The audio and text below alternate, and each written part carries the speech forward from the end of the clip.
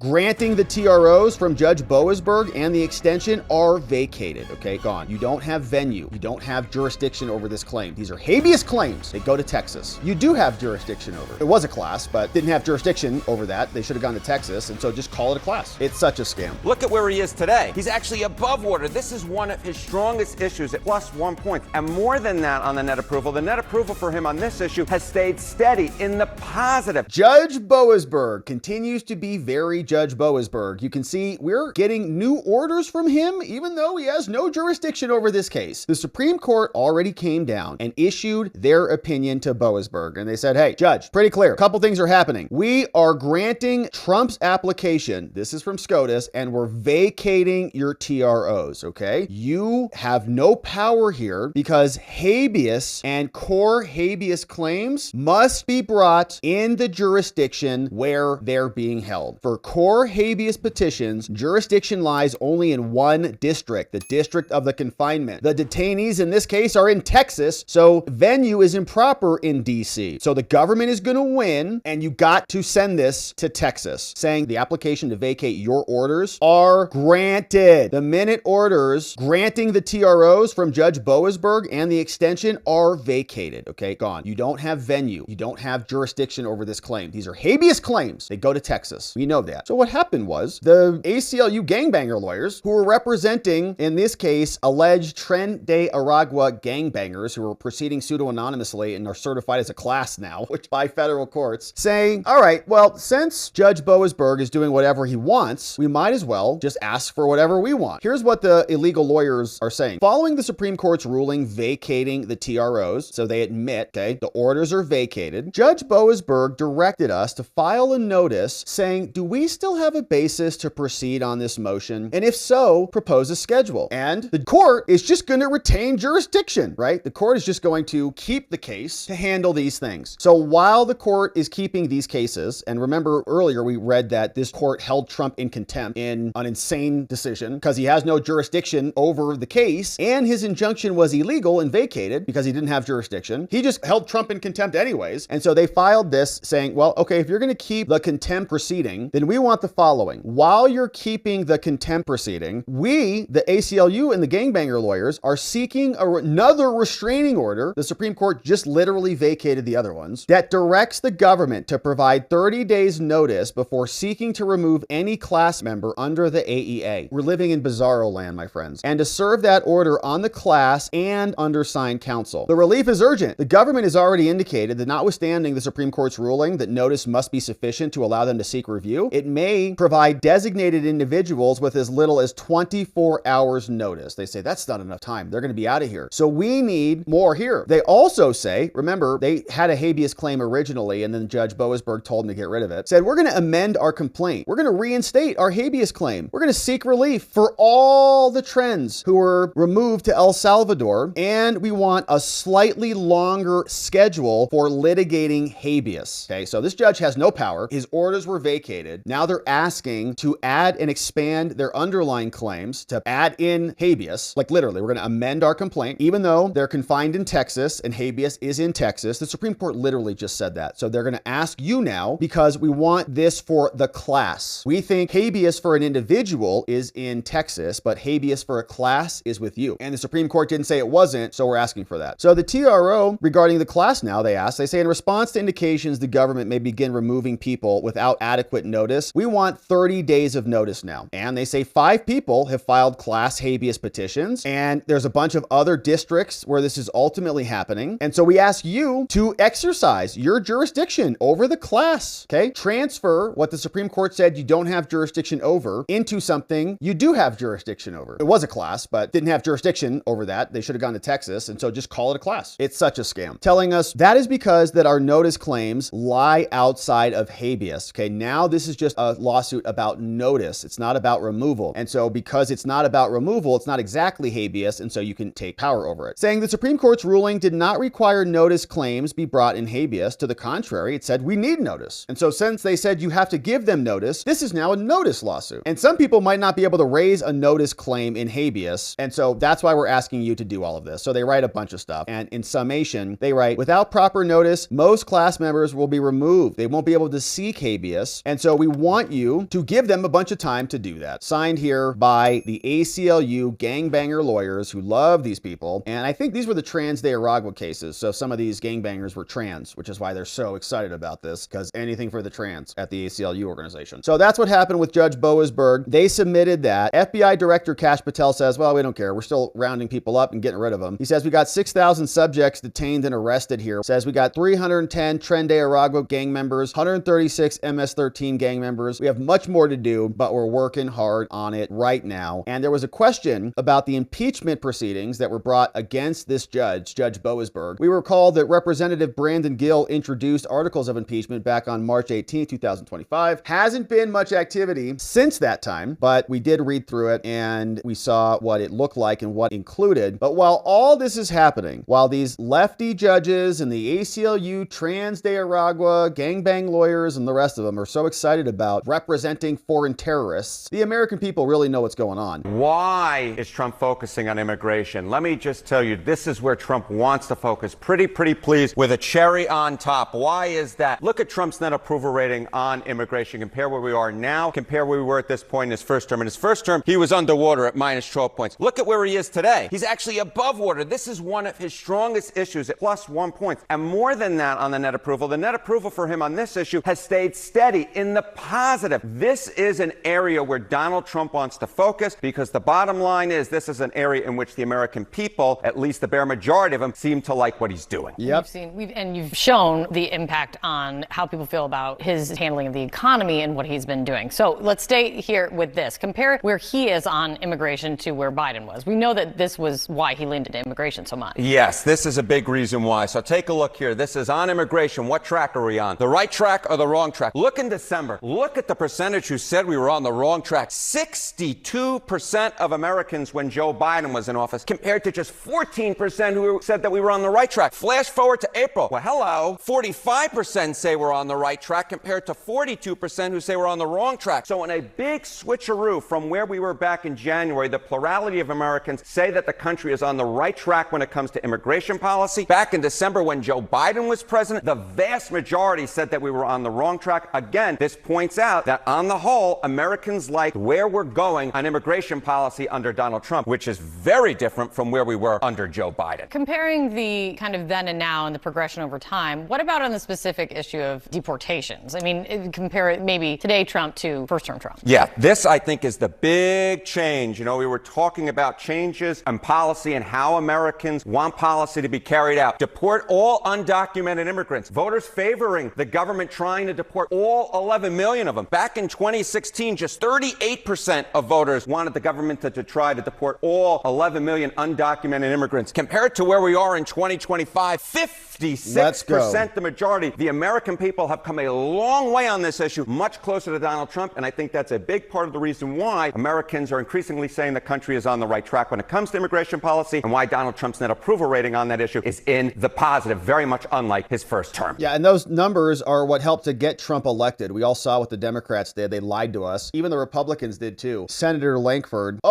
we need to codify 4,000 people coming across every day. Bunch of morons who are traitorous to what we were trying to accomplish, which is border security and safe nation. But while the battle continues, we'll be here to continue to cover it, my friends. And I think we're going to be on the winning side on this one, because the Democratic Party has now sided with MS-13, Tren de Aragua, and gangbanger illegal aliens invading our country. So I think we'll stick with this one and we'll see if they come to their senses, but we're not counting on that anytime soon.